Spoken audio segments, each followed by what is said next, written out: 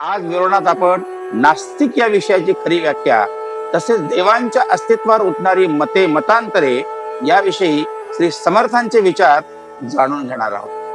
म्हणून आरंभित आपण स्मरण करूया. तुकास्तारिखे पूर्ण वैराग्य जाचे, वसिष्ठा परी ज्ञान योगेश्वरांचे, कवी वाल्मिका सारिका मान्य ऐसा.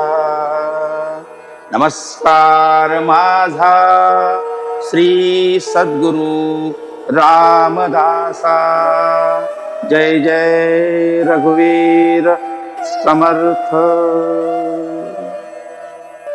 पंढरकर सर, या जगात देवाचे अस्तित्व नाही, देव कुठे आहे तर आम्हाला दाखवा, असं बोलण्यामागे लोकांचा काय हेतू असू शकतो? हेतू एकच, मी कामाला जातो, मी मेहनत करून पगार आणतो, त्यामुळेच घर चालते. मी रात्रंदिवस मेहनत केली म्हणून मुलांची लग्न झाली, मग माझ्या मेहनतीचे क्रेडिट मी देवाला का द्यायचे? अर्थात हे अज्ञानातून आलेले त्याचे विचार त्याला जर संत संग मिळाला ना तर तो असं का बरे बोलेल? तिथ दे